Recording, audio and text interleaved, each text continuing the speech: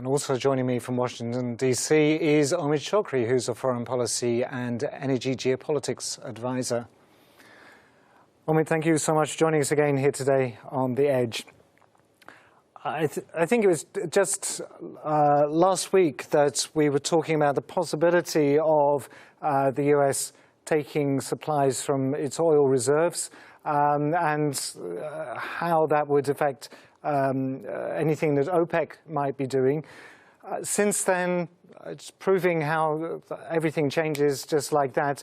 The new variant, Omicron, or the new variant of coronavirus came along, and that's changed the economic outlook, we understand. Why is that?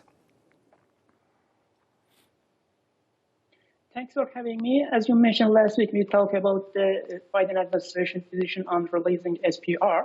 And last week I mentioned that this decision just has a short-term effect on oil price. And after this decision, we both faced with new variant of COVID, as you mentioned, Omicron. And we saw that the spread of this variant will be fastly in some African, European country, and also yesterday, the U.S. faced the first cases in the California state, and it is faced uncertainty in the oil market.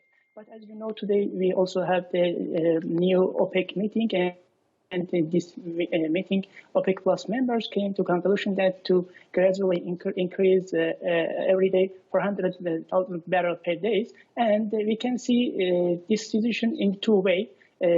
Some experts believe that this the decision is a green light for U.S. consumer because OPEC Plus try to produce more, and produce more means more supply, and it have a positive effect on the price, and price goes down. And another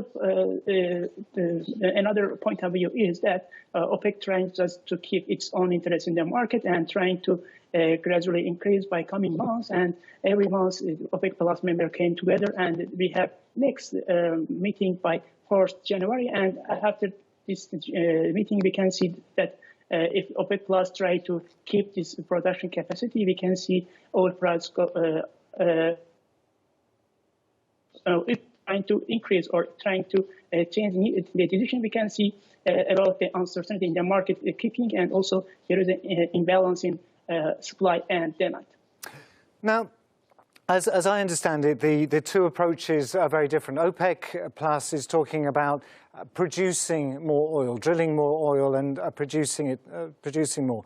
The United States, China, India, Japan, South Korea, and Britain are talking about an amount of oil that's being kept in a reservoir. A simplistic description, I'm sure, but oil that's already been produced, that's just sitting idly by as a stockpile.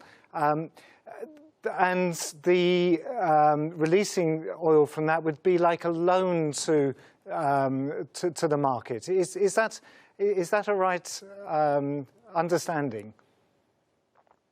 Yeah, I'm agree with you. You know, when Biden came to conclude to releasing SPR, before that, Biden administration tried to negotiate with Saudi Arabia and OPEC and Russia as a key member to produce more oil to oil price drop. But when OPEC Plus member opposed this suggestion, Biden administration tried to reach major energy consumers such as China, India, South Korea, and Japan. Because we have balance in the market, it is possible for the OPEC Plus to keep the current production level, but it's not in favor of consumer such as U.S. Releasing SPR by U.S. and its ally just has a short-term effect, but we have to notice that OPEC Plus are trying to keep its own interest, and by the last August, I mean, OPEC Plus came to conclusion to gradually increase every month 400 barrels per day. More production from us, or more releasing oil SPR from the consumer, just face the uncertainty in the market, and we can see more supply and less demand. It will be effect on the oil price, and oil price will be decreased by coming months. Well, I'm sure that all the parties involved are watching the situation with Omicron very carefully and trying to predict where things go. They're trying to keep stability in the markets, both in terms of supply and demand. We'll be watching with you, and hopefully you'll be able to advise us where things are going in the future. Omid Chokri, thank you so much for joining us today on The Edge and giving us your analysis. Now, Turk said about the US planned release of strategic